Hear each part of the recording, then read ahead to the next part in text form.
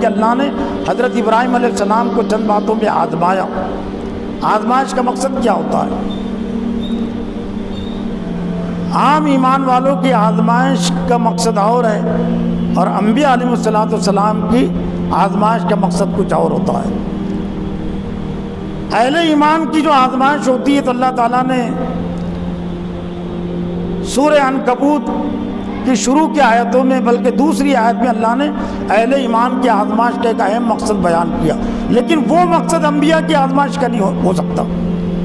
احسب الناس ان یترکوا ان یقولوا آمنا وهم لا یفتنون ولقد فتنا الذین من قبلهم فلیعلمن اللہ الذین صدقوا ولیعلمن الکاذبین۔ یہ عام مومنین کی آزمائش کا ایک پہلا مقصد ہے۔ کیا لوگوں نے سمجھ لیا کہ ان کو اس بنیاد پر چھوڑ دیا جائے گا کہ وہ کہتے کہ ہم آمنا، ہم ایمان لے آئے؟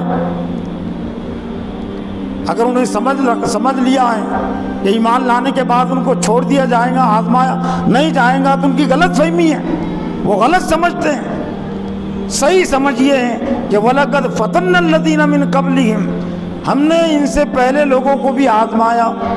آزمائش کا مقصد وَلَيَعْلَمَنَّ اللَّهُ الَّذِينَ صَدَقُوا، تاکہ اللہ پر یہ بات واضح ہو جائے، علم میں تو ہے اللہ کے کہ کون آزمائش میں ثابت قدم رہنے والا ہے اور کون ایمان کو چھوڑنے والا ہے، لیکن ظاہر ہو جائے، عام ایمان والوں پر بھی، عام انسانوں پر بھی واضح ہو جائے، کرامن کاتبین پر بھی واضح ہو جائے۔ وہ تو اللہ کے علم میں ہے، لیکن کرامن کاتبین بھی لکھ لے، فرشتوں کو نہیں معلوم۔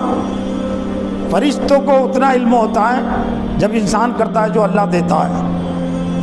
فَلَيَعْلَمَنَّ اللَّهُ الَّذِينَ صَدَقُوا، تاکہ یہ بات ظاہر ہو جائے، واضح ہو جائے کہ ایمان میں سچے کتنے اور ایمان میں جھوٹے کتنے ہیں۔ تو ظاہر بات ہے انبیاء کی آزمائش کا ایک مقصد تو نہیں ہو سکتا۔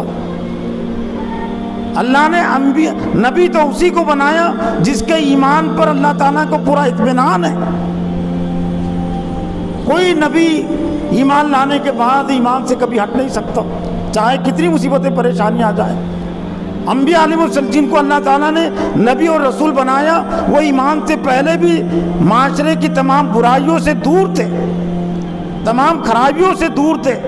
تو ظاہر بات ہے ان کی آزمائش کا ایک مقصد یہ نہیں ہے پہچان، کھرے اور کھوٹے کی پہچان، یہ عام ایمان والوں کی آزمائش کا ایک مقصد ہے۔ انبیاء کے ایمان کا ایک اہم مقصد ان کے مقام کو بلند کرنا، بلندی عطا کرنا، اور دوسرا مقصد آزمائش کیا؟ انبیاء علیہ السلام پر ایمان لانے والے دین اور ایمان کی بنیاد پر آنے والی آزمائشوں کو، تکلیفوں کو اپنے لیے زحمت نہ سمجھے۔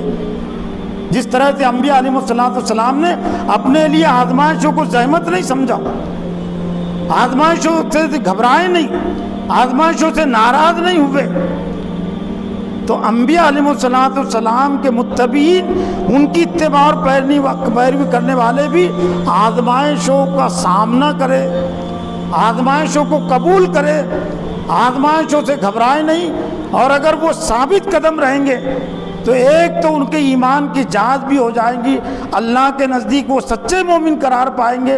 اور جس طرح سے اللہ تعالیٰ نے آزمائشوں کے بعد، آزمائشوں کے انبیاء علیہ السلام کے مقام اور مرتبے کو بلند کیا، تو ان مع العسر یسرا فإن مع العسر یسرا کے تحت جو بھی مومن آزمائشوں میں ثابت قدم رہتا ہے تو اللہ تعالیٰ پھر اس کو ایمان، اس کو انعام دیتا ہے آزمائش کا۔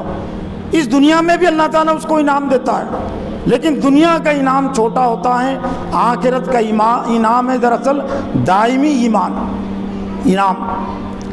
تب حضرت ابراہیم علیہ السلام کی زندگی، حضرت ابراہیم علیہ السلام کی زندگی کا پیغام، سیرت کا پیغام، اب گویا کہ ہم سے تقاضا اور مطالبہ کیا ہے کہ جس طرح سے اللہ تعالیٰ نے حضرت ابراہیم علیہ السلام کا امتحان لیا، وہ ذہنی لحاظ سے تیار تھے، تو ہر ایمان والے کو، ہر ابراہیمی کو آزمائشوں کے لیے ذہنی لحاظ سے تیار رہنا چاہیے۔ آزمائشوں سے اس کو ڈرنا نہیں چاہیے، آزمائشوں سے گھبرانا نہیں چاہیے۔